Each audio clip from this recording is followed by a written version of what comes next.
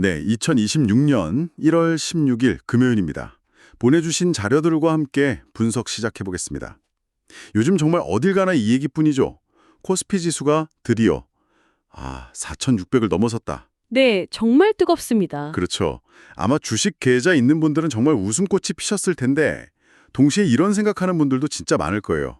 아니, 나는 주식 한 주도 없는데 이게 도대체 나랑 무슨 상관이야? 네네. 그냥 그들만의 잔치 아닌가? 바로 이 질문. 이게 오늘 저희가 파고들 지점인 것 같습니다. 맞습니다. 그 질문이야말로 오늘 이야기의 핵심이죠. 오늘 저희 목표는 아주 명확합니다. 이 주가 상승이 주식이 없는 바로 당신의 삶에 어떤 긍정적인 신호를 보내고 있는지 그 세 가지 핵심 연결고리를 한번 명확하게 풀어보겠습니다. 네. 많은 분들이 주식시장을 그냥 저 멀리 다른 세상 이야기처럼 여기시거든요. 하지만 주가지수는 사실 우리 경제의 체험계 같은 겁니다. 현재 건강 상태랑 또 미래에 대한 기대감을 같이 보여주죠. 체온계라는 비유가 와닿네요. 네. 그래서 오늘 저희는 코스피 4,600이라는 현상, 그 너머에 있는 구조적인 변화를 볼 겁니다. 그리고 그 거대한 파도가 우리의 노후 자금, 또 당장의 일자리, 더 나아가 대한민국이라는 브랜드 자체를 어떻게 바꾸고 있는지 그 생생한 연결고리를 짚어보려고 합니다. 좋습니다. 그럼 가장 먼저 우리한테 제일 직접적으로 와닿을 얘기부터 시작해보죠. 바로 국민연금입니다. 네. 사실 불과 몇 년 전만 해도 특히 저희 같은 230 세대들은 만나면 늘 걱정했잖아요. 고갈된다는 얘기요? 네, 우리 때 되면 국민연금 고갈된다더라. 한 푼도 못 받는 거 아니냐? 맞아요. 그런 불안감이 있었죠. 근데 자료를 보니까 지금은 상황이 완전히 달라졌더라고요. 작년, 그러니까 2025년 한 해 동안 국민연금 수익률이 역대 최고치인 20%를 기록했다고요. 네, 20%입니다. 20%면 이거 거의 전문 헤지펀드에서나 기대할 법한 구매 수익률 아닌가요? 그렇죠.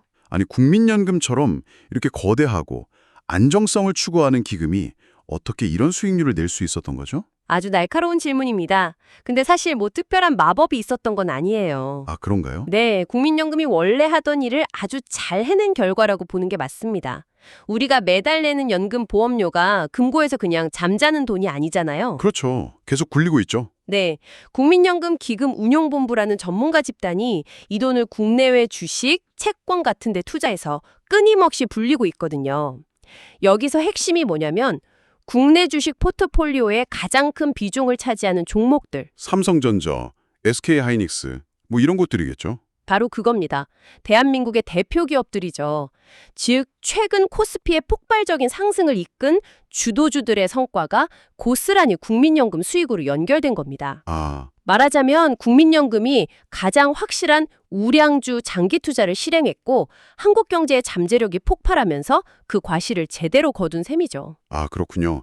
그럼 제가 주식을 단 한 주도 사지 않았더라도 매달 꼬박꼬박 내는 국민연금을 통해서 저도 모르는 사이에 삼성전자, SK하이닉스 주주가 되어 있었던 거네요. 바로 그겁니다. 우리 모두가 대한민국 최고 기업들의 주주였던 셈이죠. 그 기업들이 AI 시대를 이끌면서 주가가 오르니까 제 노후 자금도 같이 불어난 거고요. 맞습니다. 자료에 나온 것처럼 현재 국민연금 기금 규모가 1,473조 원을 돌파했는데 여기서 20%의 수익률이 갖는 의미를 좀 더 와닿게 설명해 드릴게요. 네네. 이게 단순히 수백조 원이 불어났다고 하면 감이 잘 안 오잖아요. 그렇죠. 너무 큰 돈이라서요. 이 추가 수익금만으로 원금은 전혀 건드리지 않고도 앞으로 2년간 전 국민에게 연금을 줄 수 있는 어마어마한 금액입니다. 2년치 연금을요? 추가 수익만으로요? 네, 그렇습니다.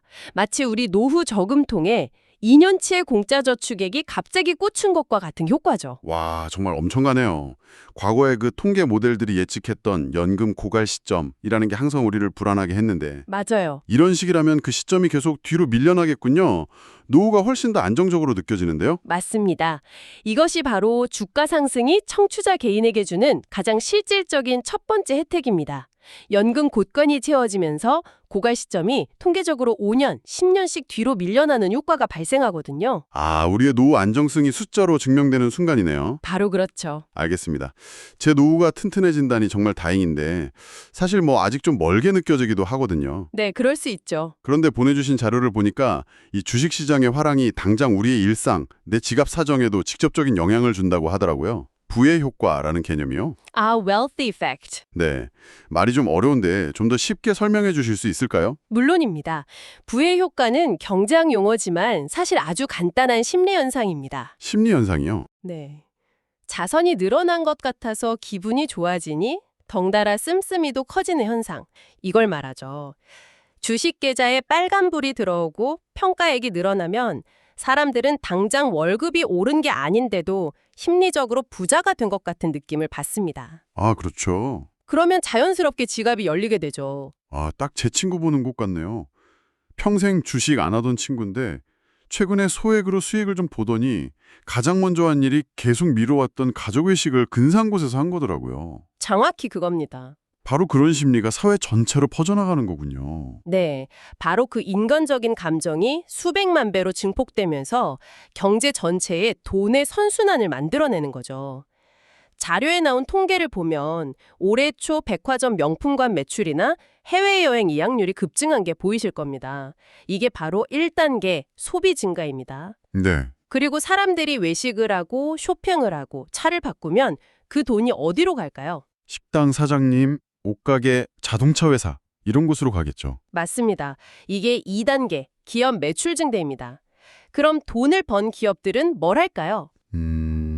사업을 확장하겠죠. 사람도 더 뽑고. 그렇죠. 직원을 더 뽑고 기존 직원들에게는 두둑한 보너스를 지급하겠죠. 자료에서 언급된 것처럼 최근 반도체, AI 관련 기업들이 대규모 채용과 함께 역대급 성과급을 지급하는 것이 바로 3단계 고용 확대 및 임금 상승의 대표적인 사례입니다. 들어보니까 연결고리가 명확하네요. 근데 한편으로는 이런 생각도 들어요.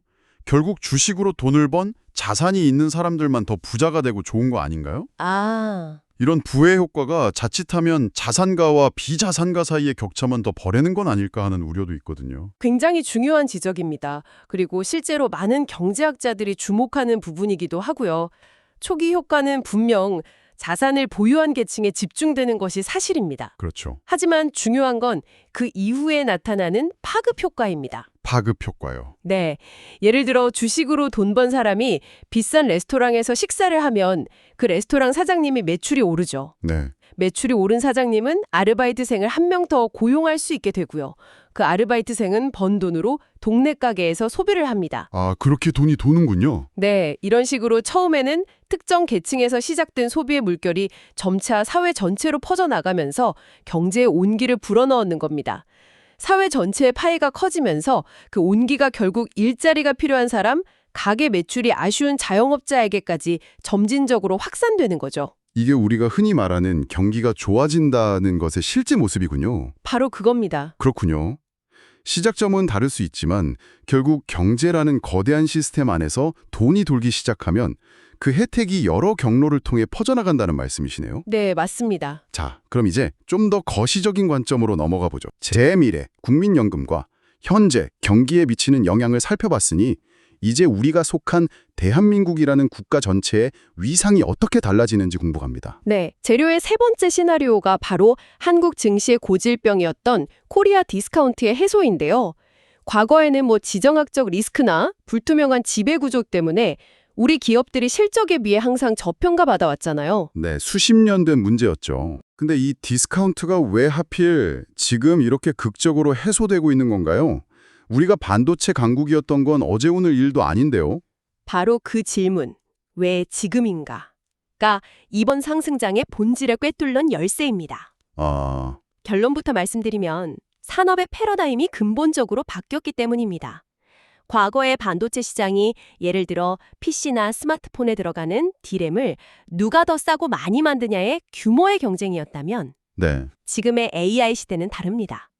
AI를 구동하기 위한 핵심 부품, 즉 고대역폭 메모리, HBM이라는 대체 불가능한 부품을 누가 독점적으로 공급하느냐의 기술 패권 경쟁으로 판이 완전히 바뀐 거죠. HBM. 그게 기존 메모리랑 근본적으로 어떻게 다르길래 이런 변화를 이끌어내는 건가요? 아주 좋은 질문입니다. 챗GPT 같은 생성형 AI가 어떻게 순식간에 답을 만들어내는지 생각해 보시면 쉬워요. 네, 정말 빠르죠. AI는 눈 깜짝할 사이에 도서관 전체 분량의 데이터를 읽어와서 처리해야 하거든요. 기존 메모리가 데이터가 다니는 1차선 국도였다면 HBM은 데이터를 위한 16차선 초광폭 고속도로 같은 겁니다. 1차선 국도와 16차선 고속도로요? 네. 이 고속도로가 없으면 AI는 지금처럼 경이로운 속도를 낼 수가 없어요. 그런데 이 HBM이라는 고속도로를 건설할 수 있는 기술을 전 세계에서 대한민국의 삼성전자와 SK하이닉스가 사실상 독점하고 있는 겁니다. 와, 비유가 정말 확실하게 와닿네요. 그러니까 이제는 한국의 기술 없이는 AI 혁명 자체가 불가능한 그런 핵심적인 위치에 서게 되었다는 의미군요. 바로 그 지점입니다. 이것이 전 세계 투자자들이 한국을 바라보는 시각을 180도 바꿔놓았습니다. 과거에 그들이 한국 시장을 볼 때 가장 먼저 떠올렸던 키워드가 북한 리스크, 전쟁 가능성 같은 지정학적 위험이었다면 네, 늘 따라다녔죠. 이제는 AI 시대의 핵심 부품 공급망으로 바뀐 겁니다. 위험한 나라가 아니라 미래 산업에 없어서는 안 될 핵심 기술 파트너로 국가의 위상이 격상된 거죠. 인식 자체가 전환되었군요. 네, 이런 인식의 전환은 막대한 규모의 외국인 자금 유입이라는 구체적인 결과로 나타나고 있고요. 그렇다면 외국인 자금이 들어오는 게 단순히 주가만 올리는 게 아니라 우리 실생활에도 영향을 미치겠네요? 예를 들어 환율 같은 것들에도요? 물론입니다. 아주 직접적인 영향이 있죠. 외국인들이 한국 주식을 사려면 달러를 팔고 원화를 사야 하잖아요. 아, 그렇죠. 시장에 달러 공급이 늘어나니까 당연히 원화 가치가 안정되고 원달러 환율이 하락하는 효과로 이어집니다. 환율이 안정되면 우리가 해외에서 수입하는 원유나 원자재 가격 부담이 줄어들고 이건 곧 국내 물가 안정에도 긍정적인 영향을 미치게 됩니다. 와, 주가 상승이 내 월급, 내 노후를 넘어서 내 장바구니 물가에까지 연결되는 거대한 선순환의 고리가 만들어지는 셈이네요. 맞습니다. 결국 코리아 디스카운트의 해소는 대한민국이라는 국가 브랜드의 가치 자체가 재평가받고 있다는 가장 강력한 증거입니다. 자, 그럼 오늘 분석한 내용을 최종적으로 정리해 보겠습니다. 코스피 4600 돌파가 주식이 없는 당신에게도 중요한 이유.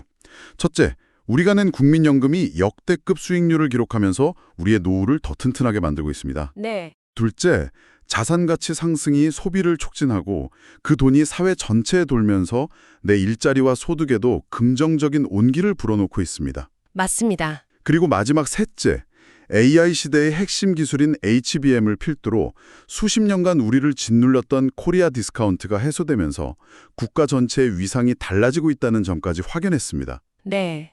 물론 자료에서도 지적하듯이 주식시장은 언제나 변동성이 존재하기 때문에 맹목적인 낙관은 경계해야겠죠. 네, 시장에 대한 냉철한 시각은 언제나 필수적입니다.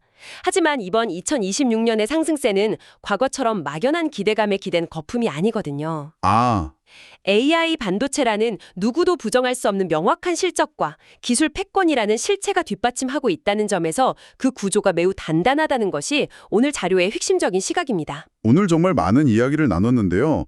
이 내용을 바탕으로 청취자분들이 스스로 더 깊이 생각해 볼 만한 질문을 하나 던지면서 마무리하면 어떨까 합니다. 좋습니다. 오늘 우리가 살펴본 것처럼 현재 대한민국의 경제적 도약은 AI 반도체라는 특정 산업에 대한 의존도가 굉장히 높은 모습입니다. 네, 그건 분명하죠. 이것이 우리 경제의 강력한 성장 동력인 것은 분명한 사실이죠. 그렇다면 이 현상이 우리에게 던지는 다음 질문은 무엇일까요?